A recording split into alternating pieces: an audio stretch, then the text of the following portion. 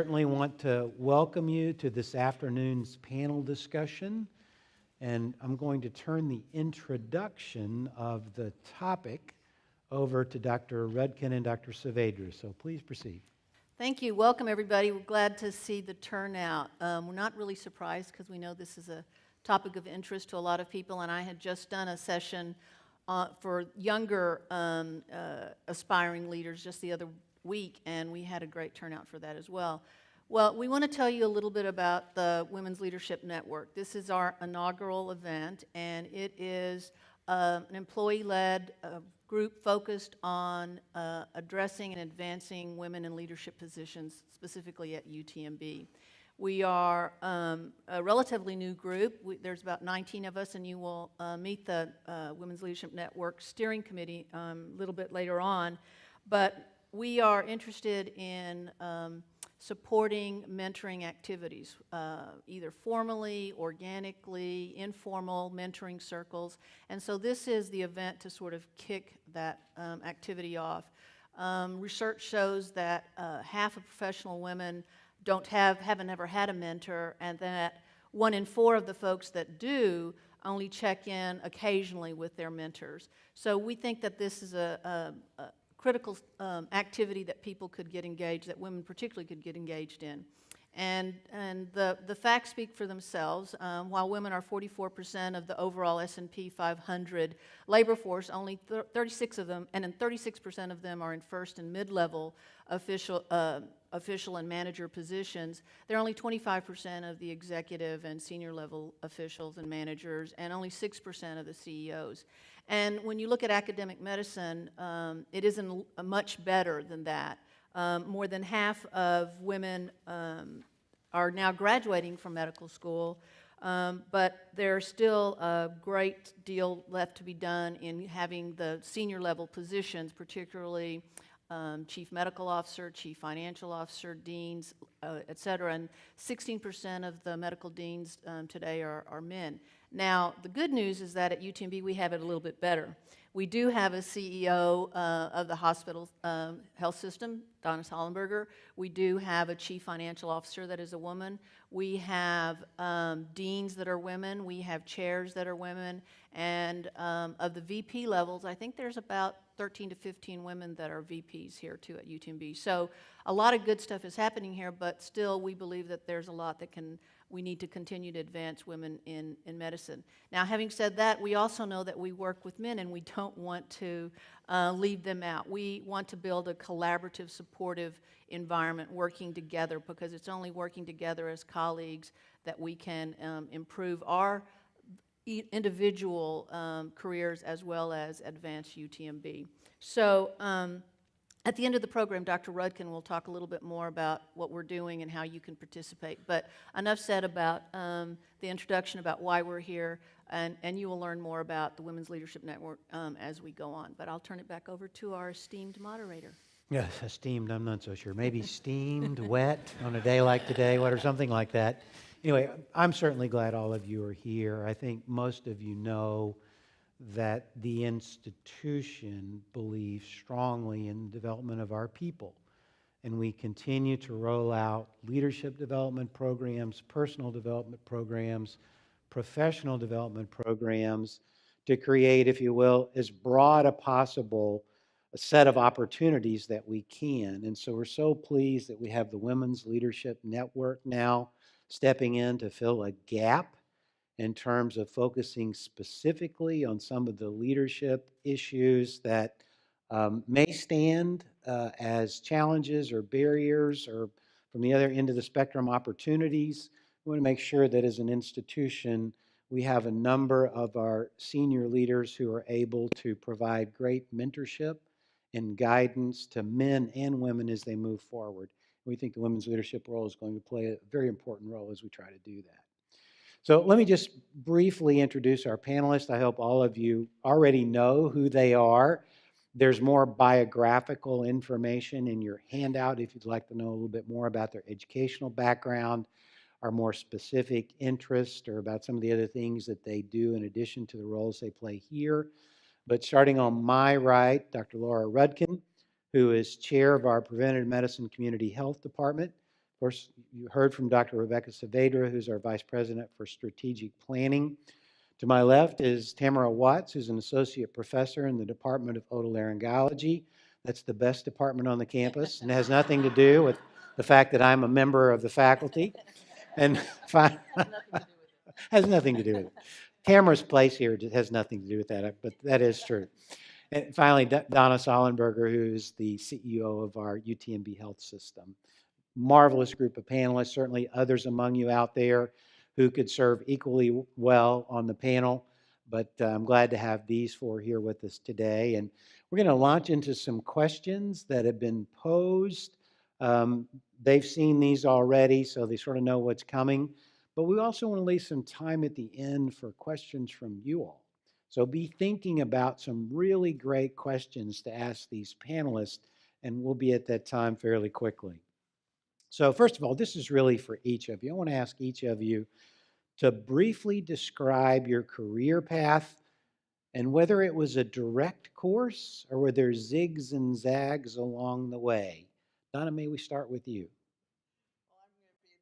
Ziggy and zaggy person there is, I think, because I started out as a secondary high school English teacher, which is really far from where I am today. And I was actually doing that when I started working on a political campaign. And fast forward, I was working for a governor at the state of Illinois, and yes, he was one of the ones that is still in prison, and had nothing to do with me. I got out of there. That counts as a zag. It's a big zag. And a friend of mine worked at a brand new medical school, and she said, they have a surgery administrator job open. Why don't you apply for it? And I said, what does a surgery administrator do? Long story short, I got that job. Eventually, my husband and I decided to make a move to MD Anderson to continue doing surgery and at that time anesthesiology administration. And probably the defining part of my career was in 1994 when Dr. LeMaitre, who was the head of MD Anderson, called me on a weekend to tell me that the hospital administrator had left, I mean, just abruptly. And I remember vividly, he said, I've talked to the division chairs who were the physician leaders, and they would like you to do the job. Now, I know you're not qualified. And then I stayed in healthcare administration from that point on. But it was a strange path, and I always tell the fellows that I get to work with every year, it probably would never happen again. Very good. Excellent. You know, now I understand when I get those things back from Donna I've sent to her why there are punctuation marks on it. So, English teacher. Very good. Tamara, what about you? Career path. The only thing that was probably quite directed is I've known my entire life, if you ask my second and third grade teachers who are my Facebook friends, that I've always wanted to be a doctor. And that was probably the only piece that was very prescribed. So I knew from high school, you know, it's pre-med in college. My father introduced the concept of maybe doing research since he worked at NIH, but he was more in safety. And so at different types of meetings, he would engage with researchers. So that's how I learned like there was research. And so somehow I landed in a lab at UVA dissecting fruit flies. But I wouldn't commit to the MD PhD program because it was way too many years, and thought halfway through medical school that I wanted to expose myself to some other things, and I enjoyed research in college. And so then I joined the MD PhD program after the fact and found myself enjoying, and I didn't even know what ENT was because I didn't have those kind of troubles as a child. And when I stumbled into the 2 weeks that we had as a specialty, I thought it was the coolest thing ever because you get to do pretty much everything.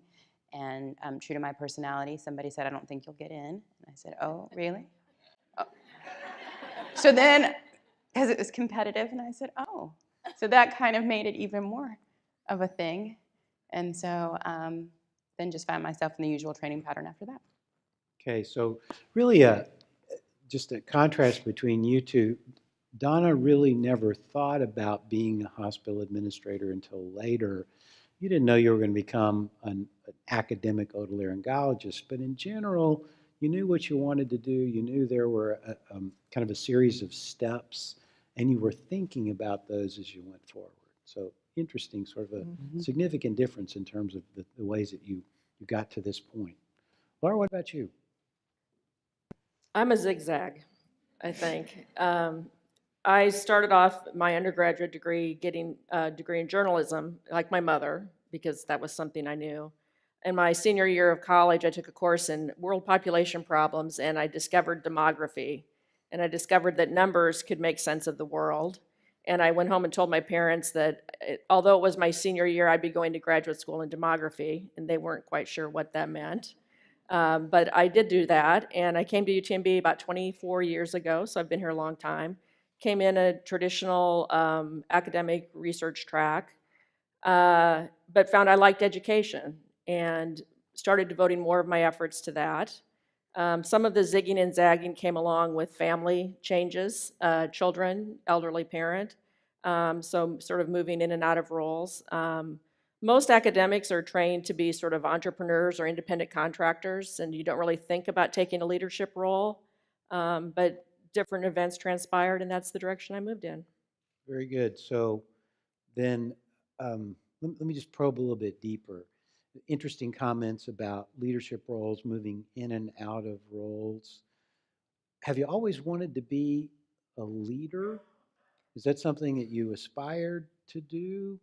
I was Be? called bossy as a child, so I think I had Donna's agreeing to that.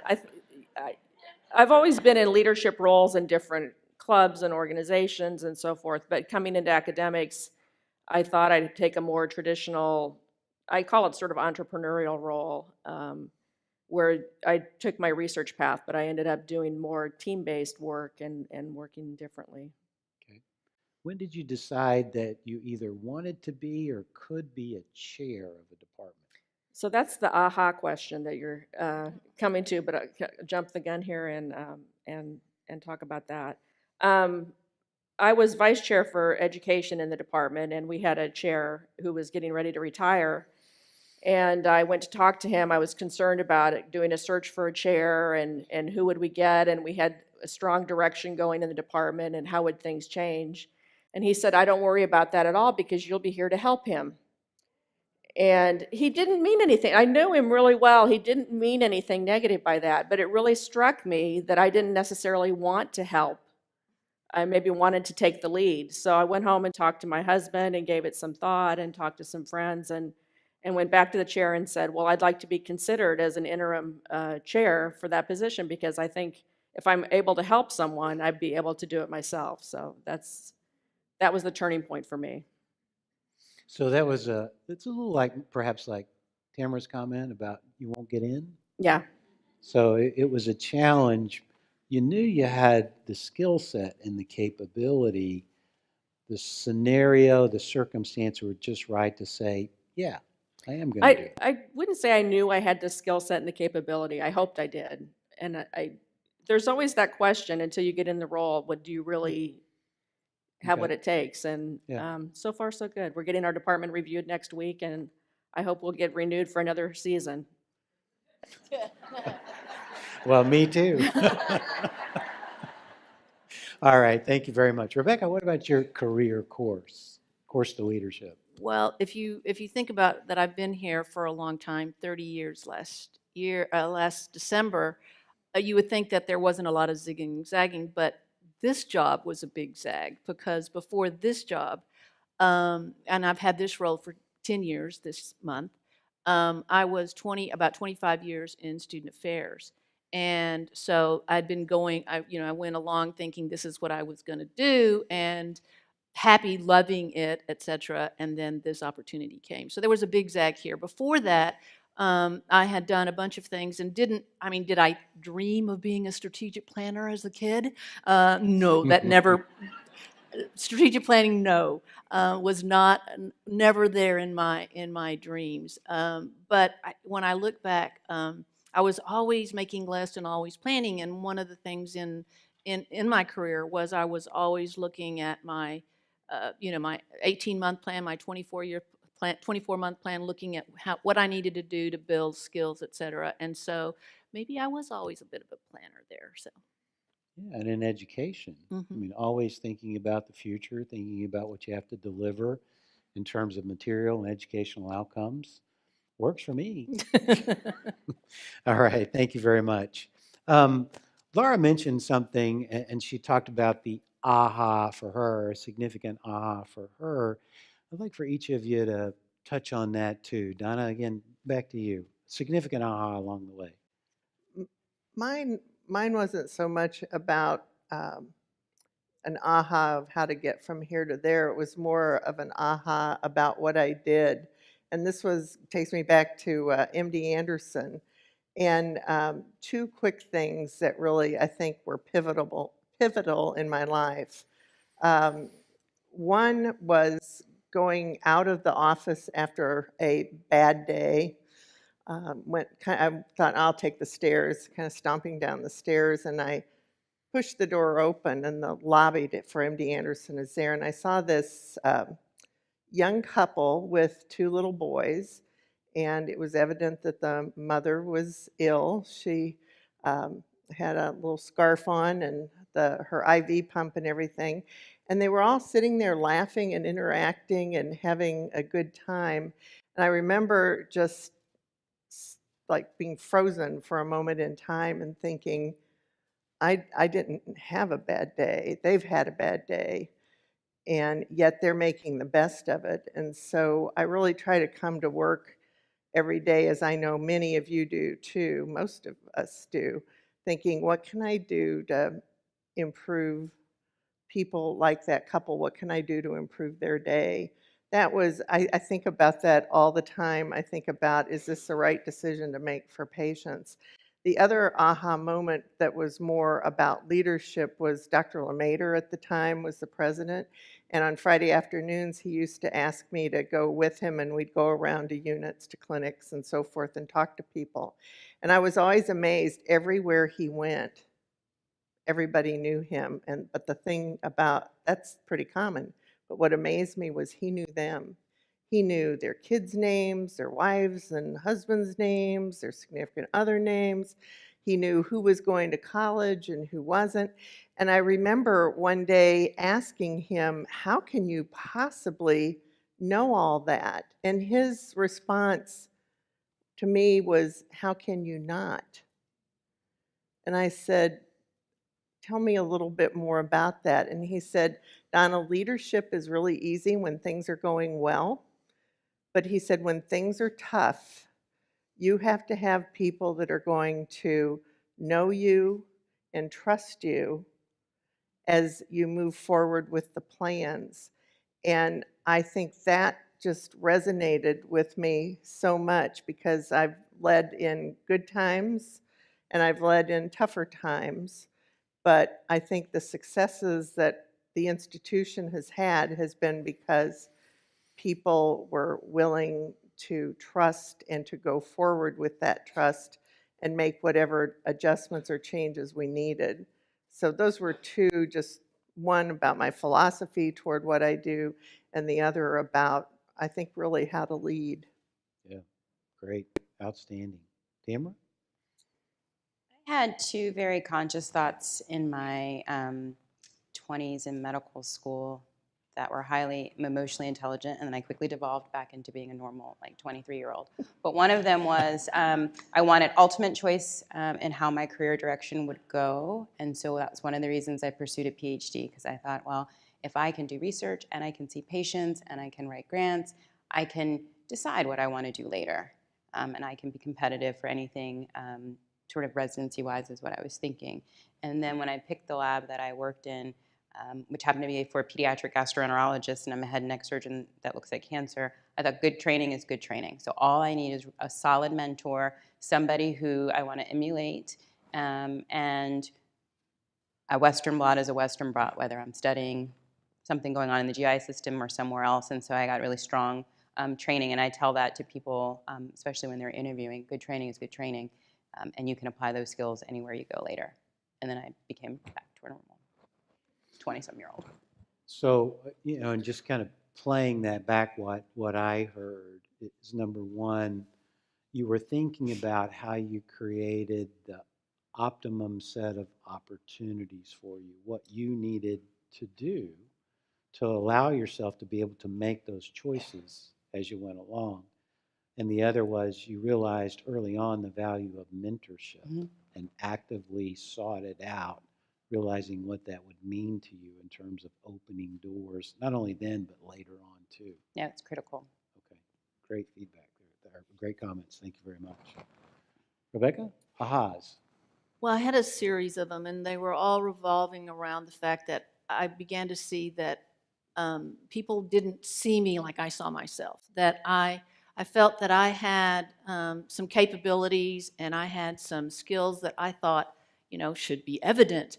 But to a lot of people, it wasn't. And whether it was the first time when my high school counselor took me in and said, so you're not going to go to college, so let's talk about other career options. And I'm like, what do you mean I'm not going to college? Now, in her defense, I was kind of a mediocre student at that point. So it was like I could understand, and I had a scholarship going there, so maybe there was a bunch of things that she was seeing.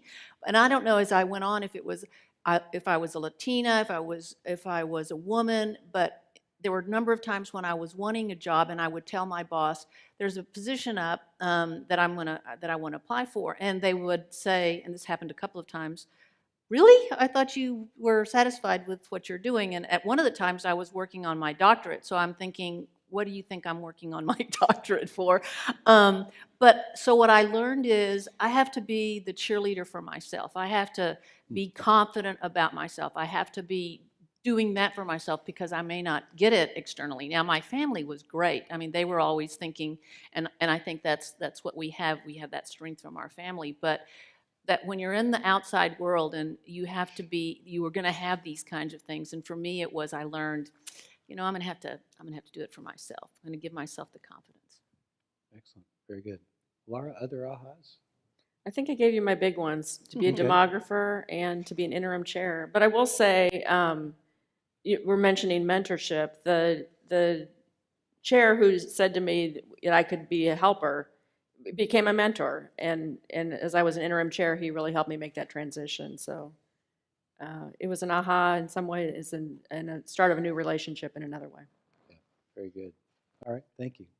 Donnie, you were talking about times of challenge, and you, I think specifically were referring to organizations and the importance of trust. But also there's, pointing out with Dr. LeMayer, critical times for leaders to step forward.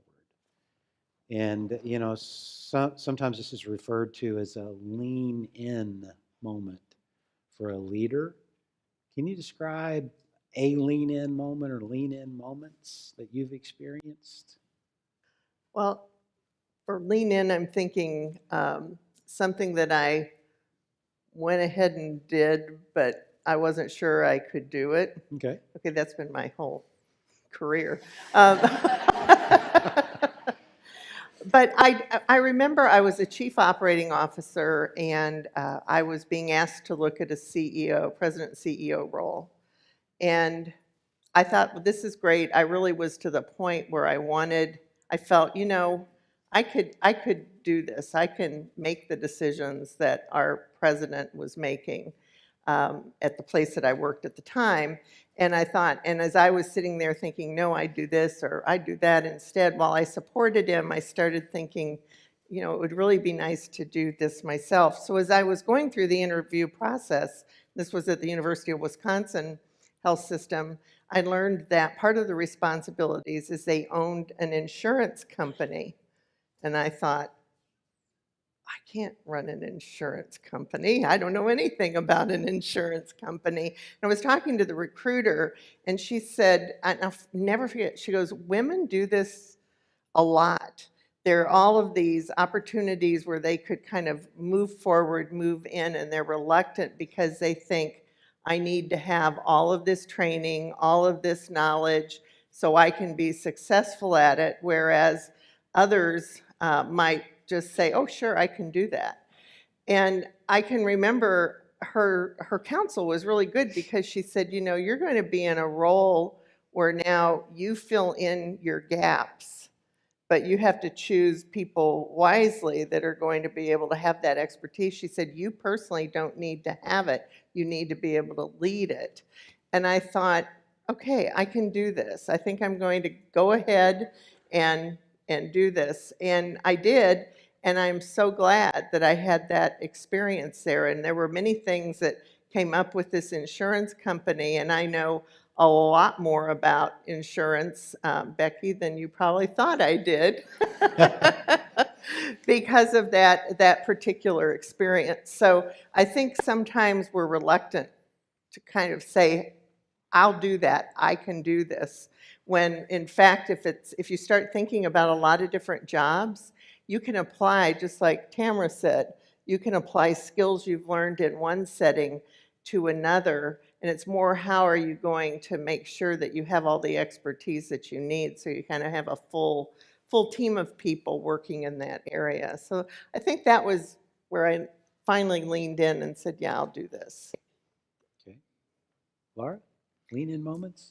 Ike. Oh. I'm sure a lot of you can relate to that.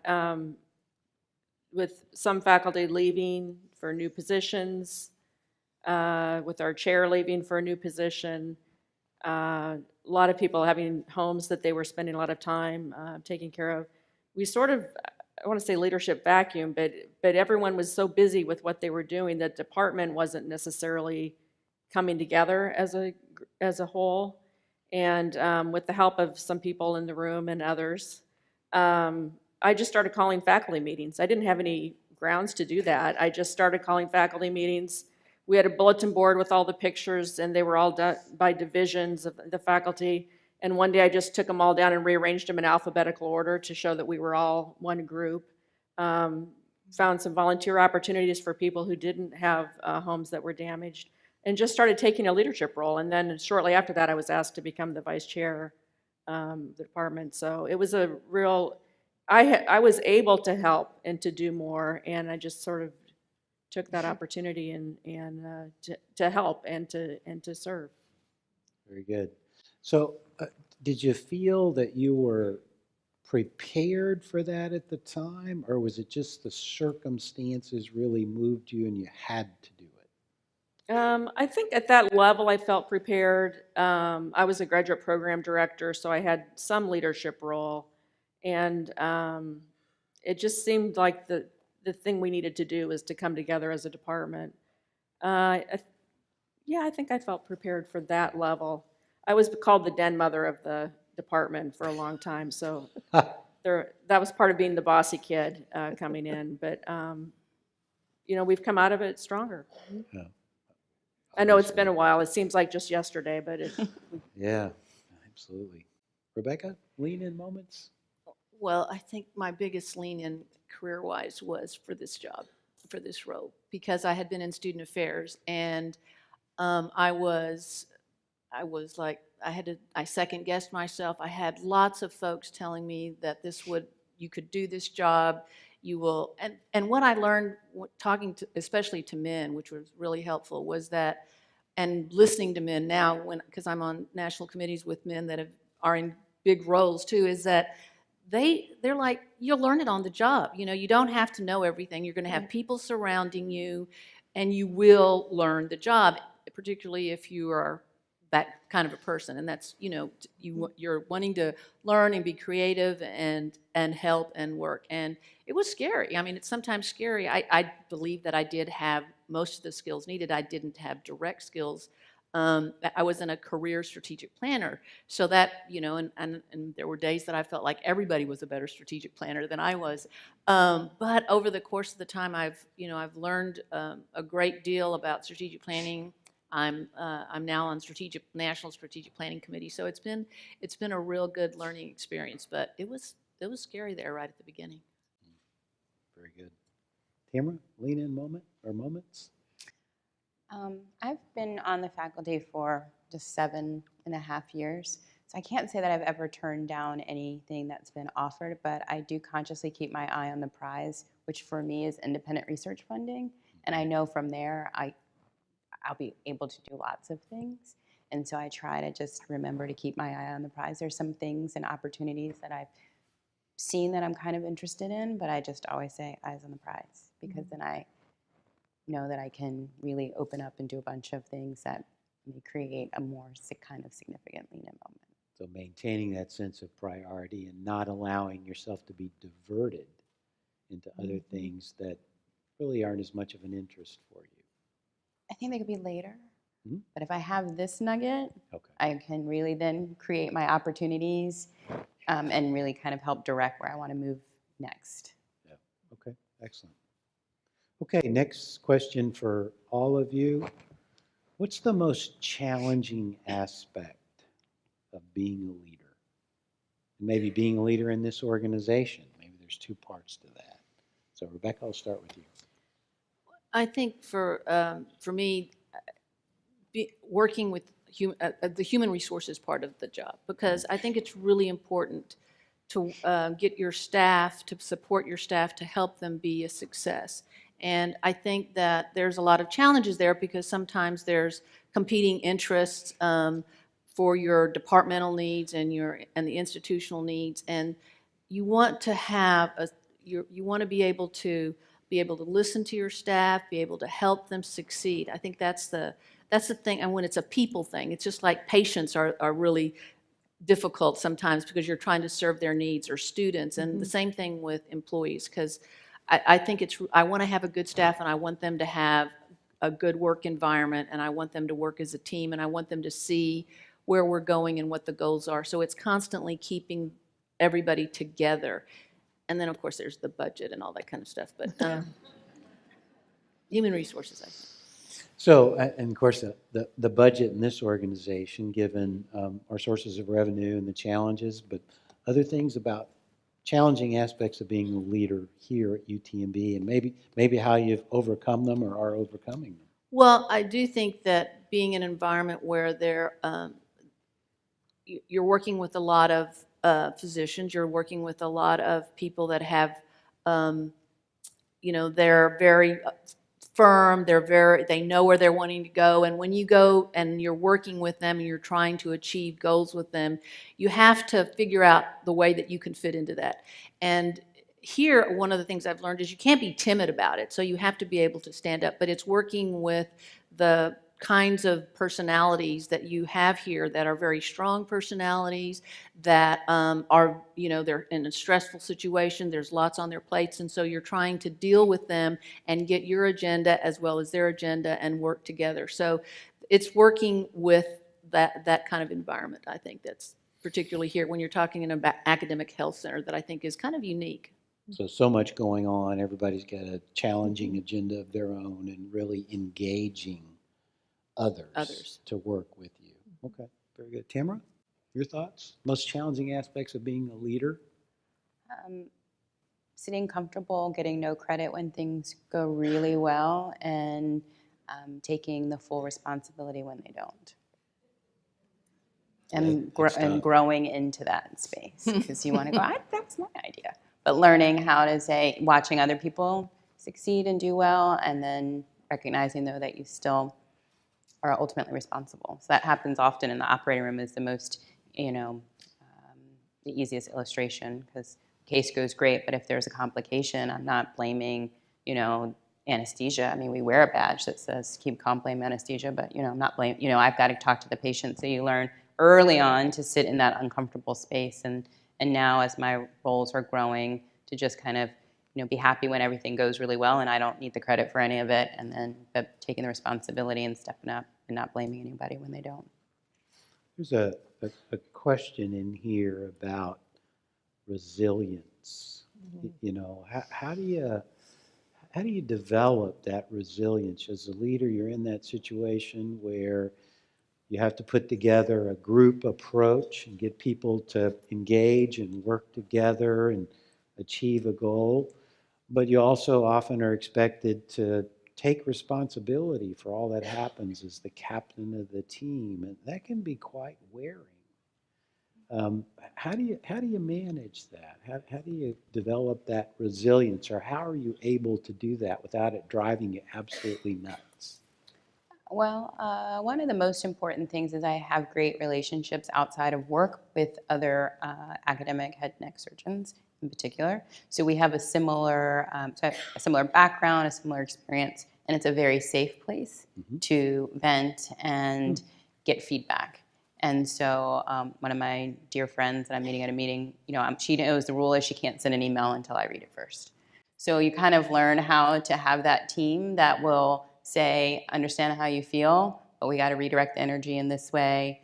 Here's what I think you could have done better, and being open to the feedback and doing that in a place where you're not judged has been helpful for me. So I maintain a good network outside of work. And then I think you cultivate those relationships in the institution as well, because you're just not going to do everything well, and understanding that everybody's human. So I think the things that I've not done well, I don't think have been held against me. And then as you mature and grow through the process, then people see, oh yeah, you took that feedback well, you turned it around and moved on to the next thing. So you can't hold on to it too long either. Yeah, very good, thank you. Donna, most challenging aspects of being a leader and being a leader here? I think of being a leader, for me, the most challenging aspect, and this may sound silly given my position, but the overwhelming sense of responsibility for other people. We have, I can remember going around during Harvey at night and talking to many of our people who were taking care of our patients in a pretty full hospital at that time. And as I did, I realized these people have come to work, and yet they're losing or have lost their homes. They haven't been home to see that. Their families are in shelters now, and they haven't been to the shelter. Just that sense of how do I create an environment that is supportive of the people who work here? And I think about that all the time, and I know that we all think about in patient care, the overwhelming sense of responsibility we have for patients to make sure that we're doing the right things, that we're eliminating barriers when we can, when we're making choices that are better for patient care outcome.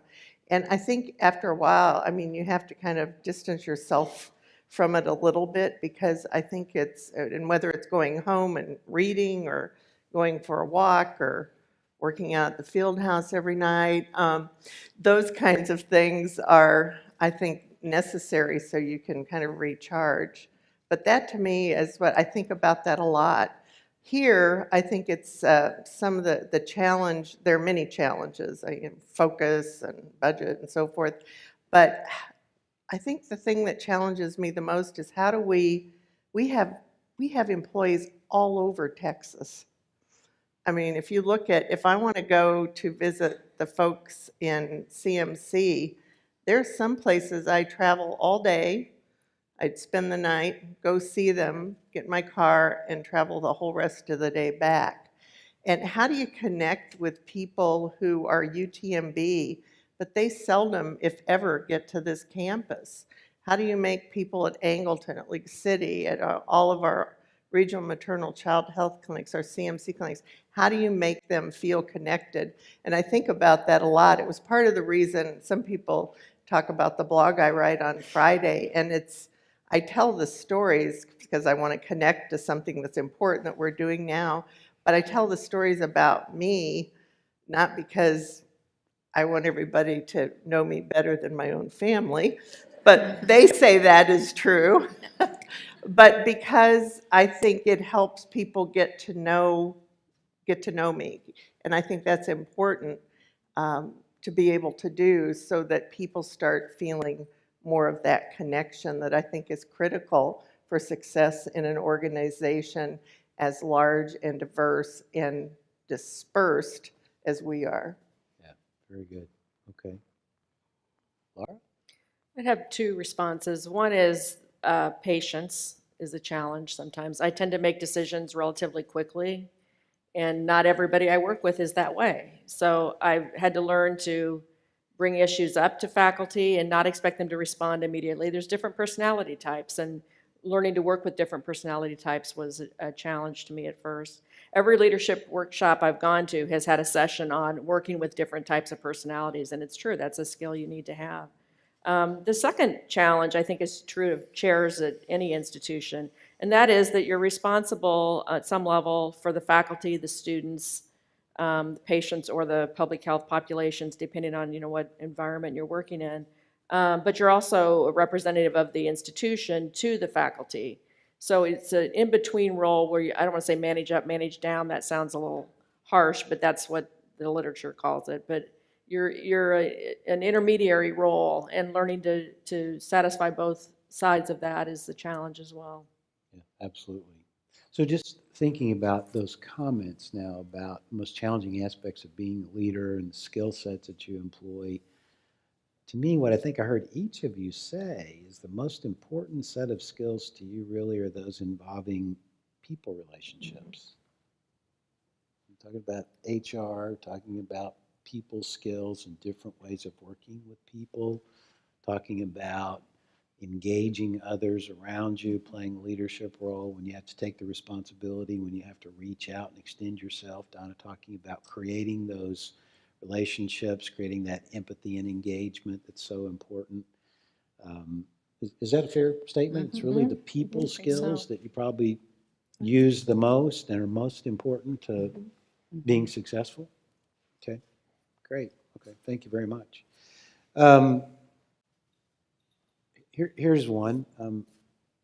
Do you think you work in a predominantly male work environment? Laura? When I started, I said 24 years ago, our department was predominantly male. And it was unusual for me coming from a liberal arts, social science background, which was more 50-50. So it was an unusual environment. But I didn't think much of it, quite honestly. Okay. I just was myself. And it worked, I guess, got me this far. But now I am one of the basic science chairs, and I go to monthly meetings with the other basic science chairs who are all male. And I don't think any of them are in the room, but I'm not gonna tell tales. But one of the things I do find myself doing in that environment is not speaking up as much as I might otherwise, that I want to only speak up when I have something to say. And so I guess I'm a little more wary of that in a predominantly male environment. We brought this issue up to the Women's Leadership Network committee recently, and responses ranged everything from I try to be one of the boys to I try to emphasize my femininity. So people have a whole range of responses to that. I try to just be myself and not worry about it so much. So it sounds like, I'm just do some interpretation, and if I'm off the mark, please respond. It's really situational for you. Yeah, I think It so. kind of depends on, it's not just about male or female, it really is about the overall context and environment, and you respond in the way that you think allows you to be most effective. Is Yeah, that I'd fair? agree with that. Okay. Rebecca? Do you So- work in a predominantly male environment, and how does that, if it does, change your strategy? Well, and I think I sort of talked about it a little bit. There are times when there is predominantly male folks in the room, but it's getting more and more that it's getting more equal. So I think that I've seen a change in the time that I've been here, which is really dramatic. I mean, you see it in the medical school classes. You see it. I mean, there has been a big change. But I think I did adjust the way, and I talked a little bit about this. I did adjust the way I dealt and how I was. I was very conscious of having elevator speeches, kind of being very clear, being very focused, saying what I needed, because I just felt that people were, the male environment was, just don't give me a lot of elaboration, just give me the facts, ma'am, kind of thing, And so that's what I tried to do, is just be, concise and succinct in there. I mean, when I first started, I would have all the natural things that we talk about. People talking over you, people not hearing what your idea was, but then the next thing you'd hear, the male in the room was taking your idea, and everybody heard that idea. People telling me, put that in your little calendar, and just saying kind of these micro kinds of things. I don't get that anymore. It has changed, but it sort of changed me too. And I think part of it was good because as you learn as a leader, there's different personalities out there and you sort of adapt to those personalities. Okay, very good, thank you. Tamara? The Department of Otolaryngology here is quite diverse. So we have a lot, maybe half the faculty are about women. I remember one Thanksgiving, I had several people over. There were 4 languages spoken at the table. So within our institution, for a head and neck or for otolaryngology, it's fairly diverse. Nationally, not so much. I probably just never pay attention to the composition of the people around the table because I'm just used to being the only on so many levels that it just doesn't enter into my thought process so much. I temper myself according to the room, and so I take a pulse first before I probably ever speak, and then say what I need to or what I want to. Okay. So it just occurred to me, is it, and we've got faculty, non-faculty members of this panel, is it different when you're with groups of faculty members versus groups of non-faculty members? You think about the male predominance, females, is there a difference in behavior? Is it something we need to be concerned about? Just curious. I don't know how to answer that.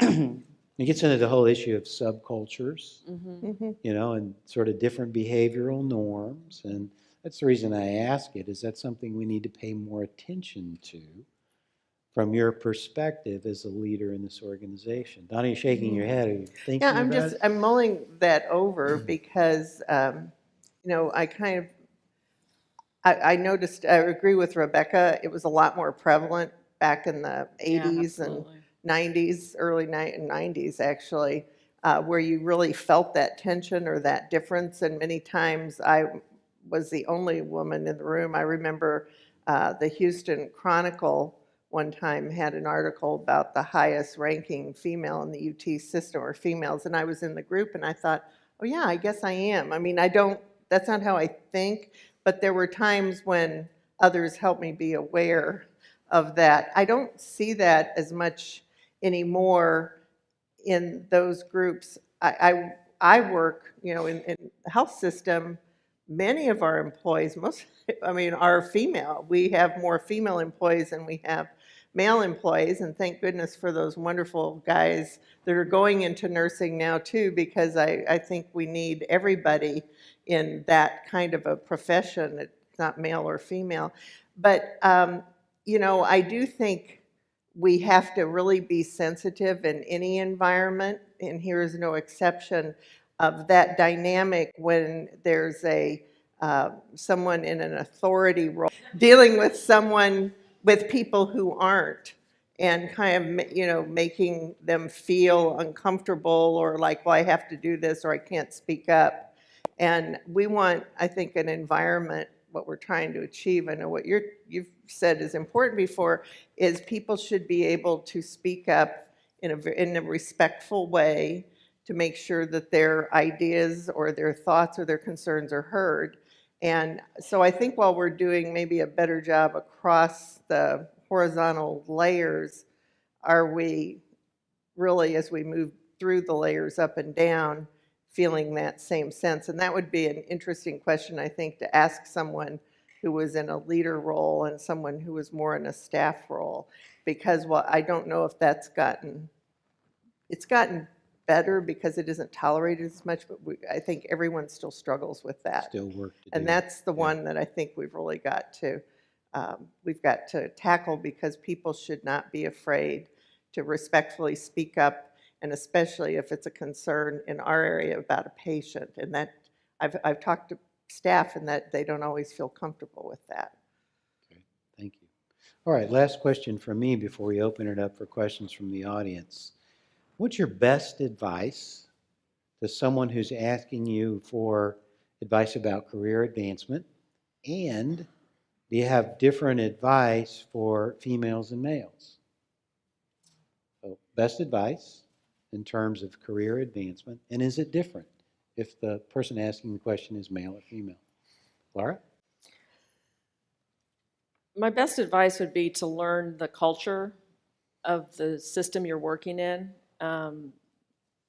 Different institutions, different hospitals, different academic centers have different types of cultures. And having come from a traditional liberal arts background from my graduate degree to postdoc, and then showing up here, I used to say that I learned a foreign language really well, and then I got dropped in a different country. So it took me a while to sort of figure out the culture of an academic medical center, and then to learn the culture of UTMB. But that's important for working with different groups of people, so understanding the culture. In terms of male and female giving advice, I think the men and women who come into my office and ask, about mentoring and about career advancement and so forth, have different sets of questions. I mean, some of them are the same, but they also have different concerns, and a lot of that goes back to traditional gender roles and thinking about family roles and so forth. So women are more likely to ask me how I balanced having children and a commute. The commute's harder than the children in some ways, but the children are grown now. I still have the commute. But and this is a generalization, men don't ask questions about that work-life integration, work-family integration quite as often, although I think that might be changing some. Yeah, I think so too. I think it is changing, and that's a good thing. Rebecca? Well, it does depend more for me on where the person is that I'm talking to that's looking for advice. If they're newer and they're looking for advancement and how to advance their career, and they're starting their career, then it's about, do you have a plan? Have you thought about your plan? Have you are you thinking about the skills level and what you need to do to advance so that you know where you're going? So make that plan and then check it periodically to see that you're achieving it. If it's somebody else that's more established, then it's about strategically thinking about your environment and your organization and where it is and where it needs to be and where you need to be to help them be that way. So it's not about just the moment, it's about what's happening there and how do you work and help to get to the next level. And so for a male and female, responding to male and female, it depends mainly on what they're asking, just like you were saying, because sometimes it is personal stuff about family and how you nurture yourself and your family and take care of them, and other times it's just, how do I get to the next level? Should I be networking? Should I be on LinkedIn? Should I be, what should I be doing? Yeah, very good. Okay, thank you. Tamara? The best career advice I would give somebody really is to understand the value of mentors and sponsors, and I think I have really used that well in my career. So I didn't realize this left an impression when Rebecca and I were talking, but if my mentor at MD Anderson only has 15 minutes for me and it's at 8 o'clock in the morning, I will get up at 5:30 so that I am there at 7:50 and will take his 15 minutes. So I drive that relationship, and I drive that with my mentor here and really utilize them, and happen to be somewhere with somebody who was many, many levels above, and I, said, well, I've lost my sponsor.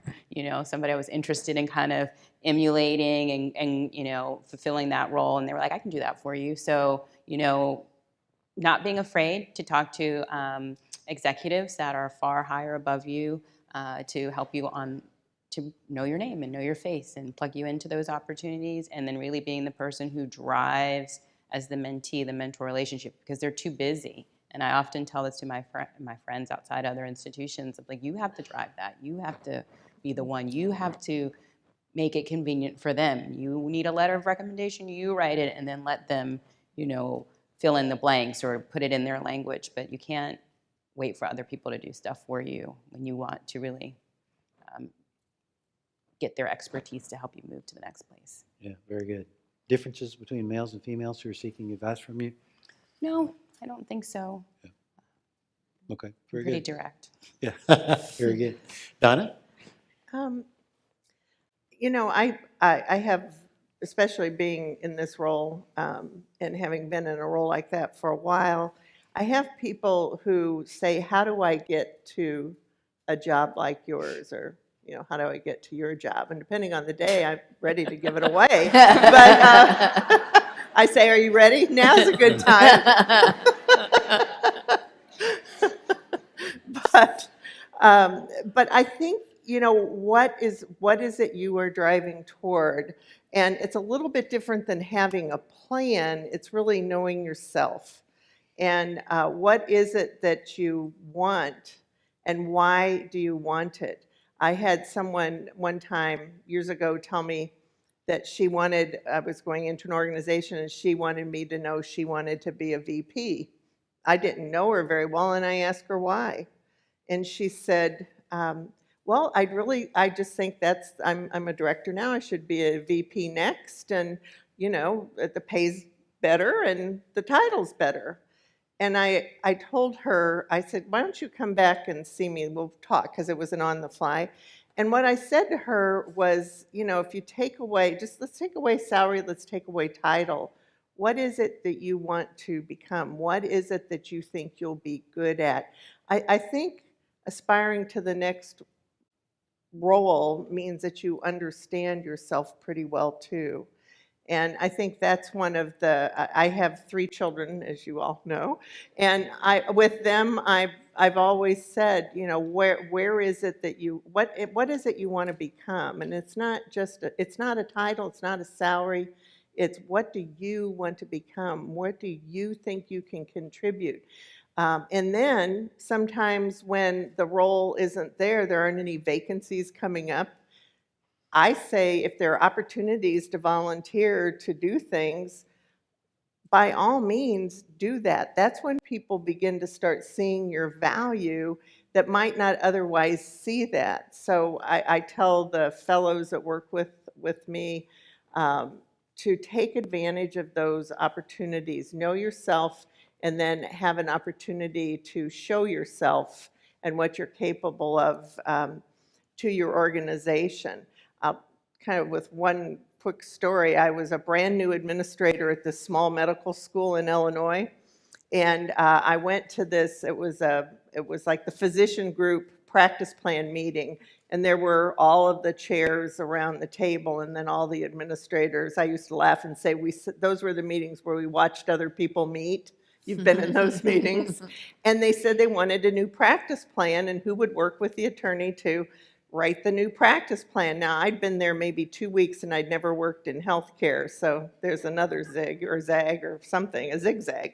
And I remember I'm looking, and nobody's volunteering. And I thought, oh my gosh, this is really awkward, all these, chairs, and nobody's. And so I said, well, I'll be happy to do it. When I left the room, do you know what my first question was? What's a practice plan? That's right. But I figured it out. And you know what? I became, for the physicians, one of the most valuable people to go to because I knew how they got paid.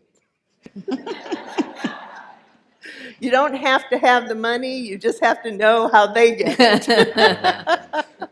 So I think really understanding yourself and then being able to volunteer in opportunities that help people see the capabilities you have.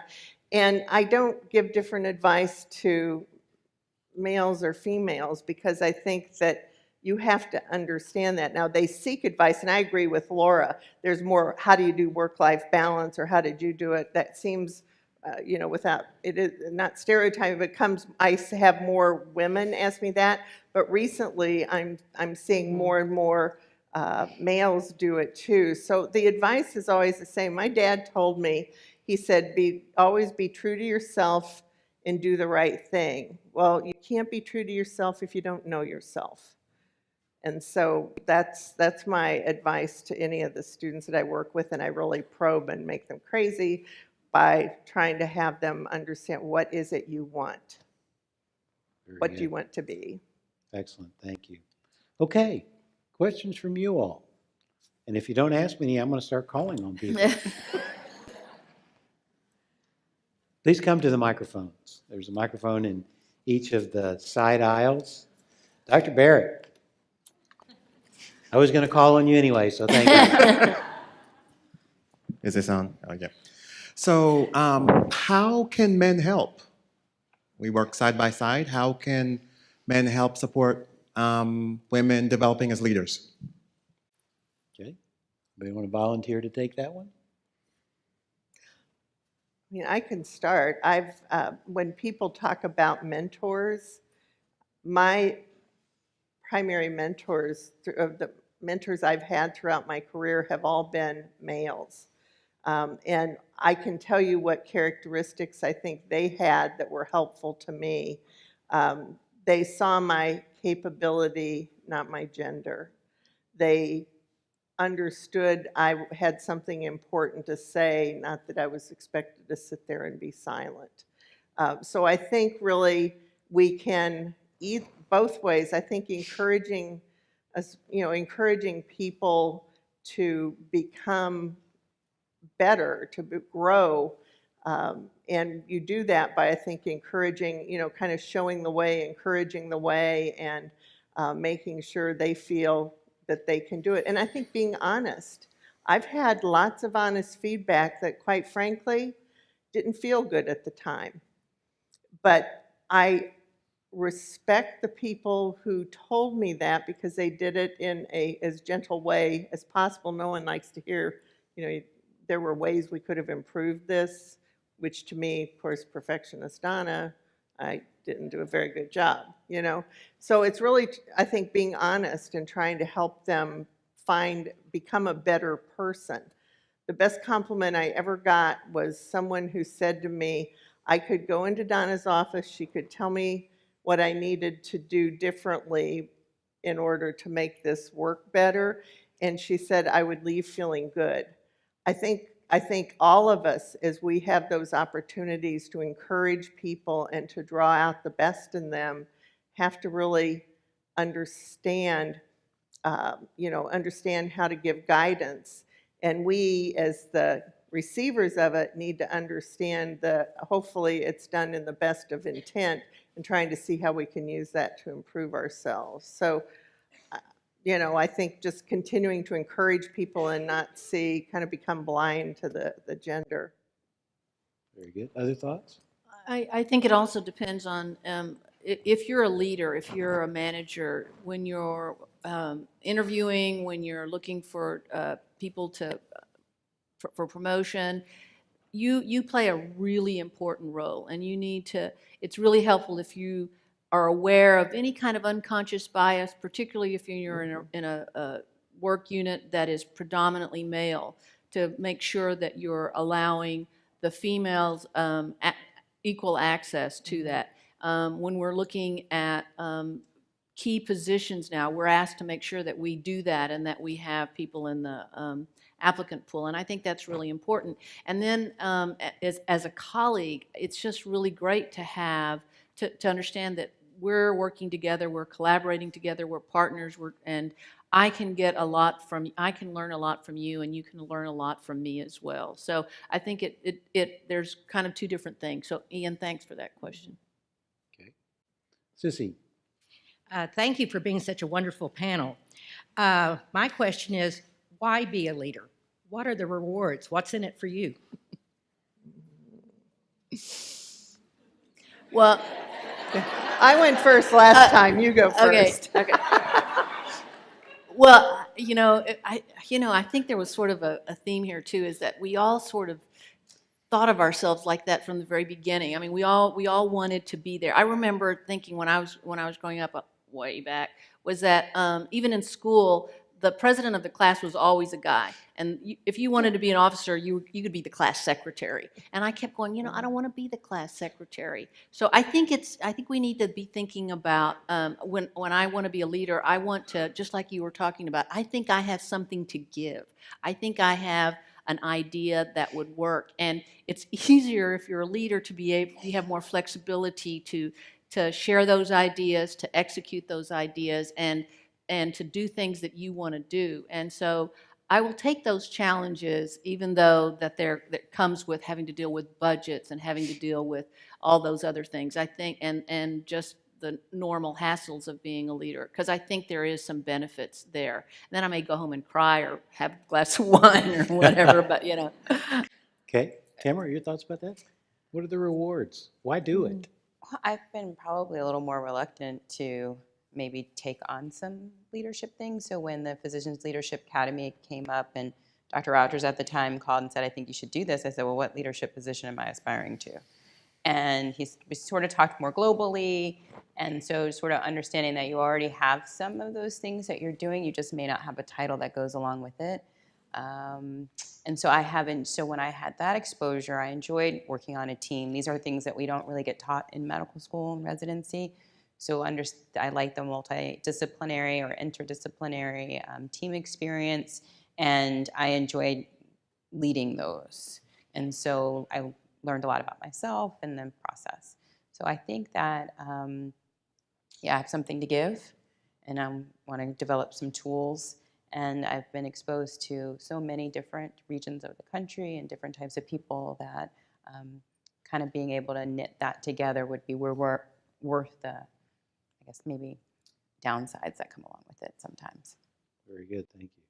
Dr. Callender, can I Yes, respond? sure, Laura, I I'm just sorry. wanted to mention a Please. couple influences from my mother. One was the Lily Tomlin on Laugh-In.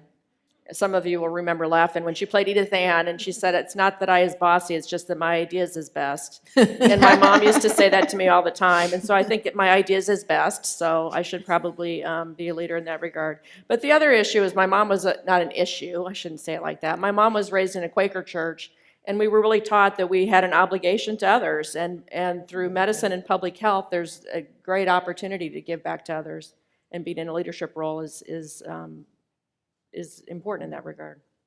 So, Great, shout out to my mom, the other ladies in our lives. absolutely. I'm not really a member of the panel, but I just want to throw in a thought here. You know, one of the things that I think some of you have heard me say, I think every day in this organization, everybody has a chance to play a leadership role. Mhm. I don't think you have to be in a designated leadership role to be a leader here. And as we move more and more towards teams that really guide a lot of our efforts, every member of the team at some point is going to be asked to lead in some way. So while we have designated leadership roles and there's risk and reward associated with those, there's a huge opportunity for leadership, a need for leadership across this institution. I just want us to keep that in mind. Okay, Dr. Elfrink, I'm sorry. No, Lisa, not please, a problem. please proceed. I'm little, so I have to bend the microphone closer to me. First of all, I want to thank you all for the time you took to share your experiences with us, and to you, Dr. Callender, for making this all available to us. We really appreciate it. My question is more about learning from experiences. It's a hindsight question. So in hindsight, if you had the opportunity to start your leadership roles again, what would you do differently and why? Okay, That's a good question. Donna, you want to start? Yeah, I don't know if this will be the greatest answer in the world, but when I'd gotten to the VP role at MD Anderson, that was the first sort of organizational, across the organization leadership role I'd played. And there was a year or two into it, there were some financial issues, and so we had to end up cutting a number of our vacant positions, but we also had a few that we had to reduce in terms of people who occupied positions. And I remember, I don't know, several months later running into this woman from the food service who actually is one of the, I think, taught me one of the great lessons in leadership, because she wanted to meet with me, and so I said sure, and so she came to my office and she said, you know, it was really stressful because you all cut a certain number of positions in the food service. And I said, well, explain to me why it was stressful. Well, she worked on the line, and she said, I used to put the entrees and something else on the tray, and someone else did the, like the syrup and the butter, and she was on the breakfast line, and the silverware. And she said, now I have to do it all. And it's made my job really stressful. And I said, well, I understand, but how would you have done it differently? And I sat there while she told me exactly how it could have been accomplished differently, and it would have not been so stressful on the people who were there. So I think that that would have been a good lesson to know sooner. that if you're going to make significant change, or if there's a problem that needs to be solved, let's not forget there are people working right there that could probably give us the answer instead of assuming. One other, I had gotten some patient satisfaction survey results one time from, it was for environmental services, and what the patients were saying is, in the comments, and the ratings were very low about room cleanliness, is that no one was cleaning their room. And I thought, oh my gosh, that's just awful. We can't do that. So I went to the head of EVS and I said to him, I said, we really are going to have to do something to bring this score up. And he said to me, could I talk to the staff first, the staff that work with me? And I said, sure. Well, when he came back, the answer kind of astounded me, which reinforced what I should have learned earlier. And that's when he asked the staff, they said, oh, well, they probably think that because we check in with the nurse manager first and look at the patients and see who's going to be out for an x-ray or out for an MRI or off to this to get an echo, and we go in and clean then. So maybe because they don't see us, they don't think their room's been cleaned. And I said, well, how would you suggest we solve it? And he said, well, they had a great suggestion. Give them business cards. They've asked for them before here, and no one would give them to them because they didn't qualify to get business cards. And I was like, are you kidding me? So this is a simple solution. We got business cards for our environmental services workers. They actually wrote in their name, which made them more generic, and then they would leave it. And on the card it said, I was here to clean your room. My name is so-and-so. I was here to clean your room. If you have any concerns or something I missed, please call. And it was the dispatch number. We went from the 37th percentile of patient satisfaction for room cleanliness to the consistently over the 95th percentile. So I know. Our board at the time said, could we do something similar for the physicians?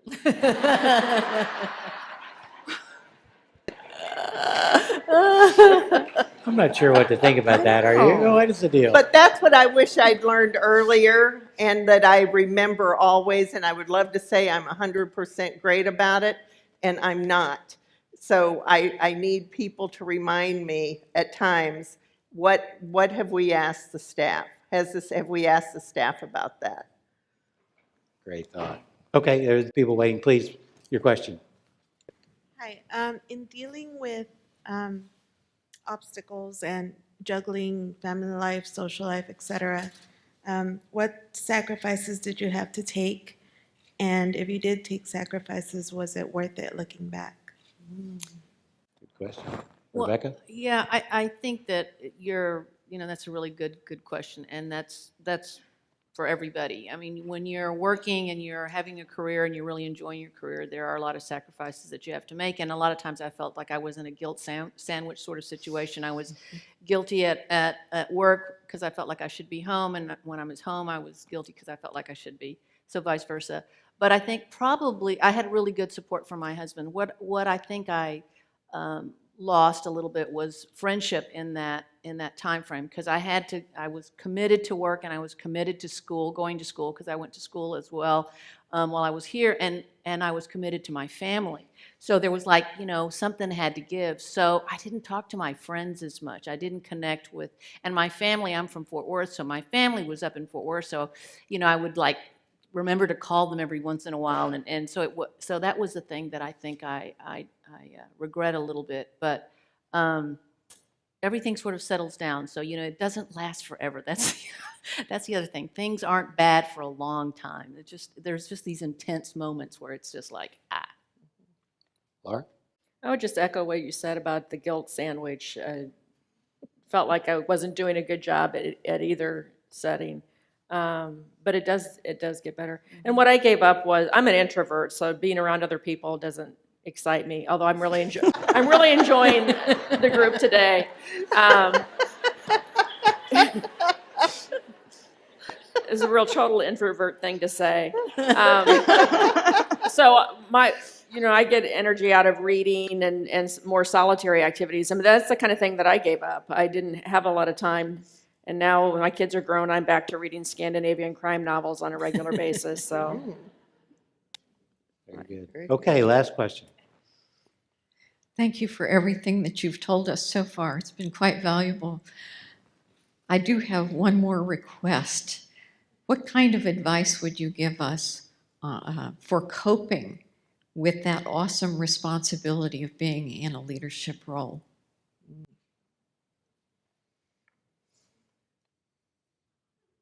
Well, It kind of goes, I was just saying, it goes back to the last question as well, as finding time for yourself and what nourishes you and what helps you stay sane and balancing everything. and don't second guess yourself so much. I mean, you know, it's a lot of times you're just going, oh, am I doing the right thing? Or, oh, is this? And I think just being more confident. We talked about the imposter syndrome a lot of times, that you're going, you know, geez, people are going to find out this, you know, that I shouldn't be here. And you just shouldn't second guess yourself. Just go be confident, you know, and do the best you can. And that really always helps. I think getting sleep helps. I mean, just seriously, basic things. I think we have to step back and take care of ourselves. I don't cope well if I haven't been sleeping well, if I haven't been eating well, and if I haven't had at least some time away to recharge. I don't think, you know, during Harvey, a number of us were here with the staff through the whole event, and I can remember just, I mean, going on, as many of you did, very little sleep, and just the emotional impact of what the staff were going through, and yet we're there. And I can remember I had very little sleep. I hadn't eaten well at all. I had plenty of exercise because I was running all over the hospital. But I can remember opening the door to where we live and shutting the door, and then I cried. And I think you have to do that once in a while. You have to give yourself permission. I didn't want to cry in front of everybody at work, but I think you have to give yourself permission to get whatever the emotion is out in a way that helps you, okay, I'm over it, I've had my moment, now I'm going on. Tamara, any closing thoughts relative to how do you cope? You do need to kind of change your mindset. So I think I was one of the people for a very long time who poo-pooed this whole thing about burnout. I'm just like, suck it up, work harder, work longer. You can, you know, push through it. And so learning how to unplug is important, and making time for the things that you want to make time for, and not judging others too around you because they decided to go on vacation and you didn't. You know, like so. You know, so taking, you know, advantage of the benefits that we have here, which is, you know, good vacation time and an environment that allows you to do that and not feel guilty about it. Very good. Well, before I turn it back over to Dr. Rudkin, I just want to say thank you to our marvelous panelists for your participation today. And yeah, absolutely.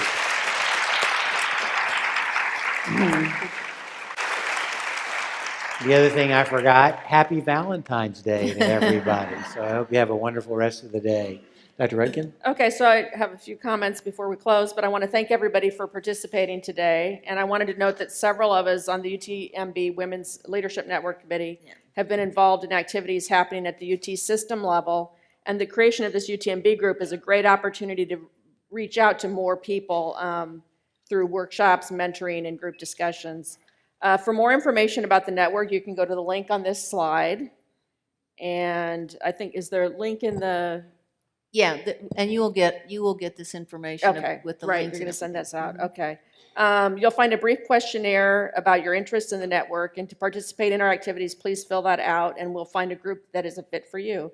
So one of the initial initiatives we're going to be having is forming mentoring circles. So those of you who are interested in belonging to a mentoring circle, there'll be questions about what type of rank you're at and so forth, but we'll be forming groups like that. And before we go, I want to recognize the other women who are part of the network, and they're standing over here. So if you guys could stand and be recognized, and your names are on here.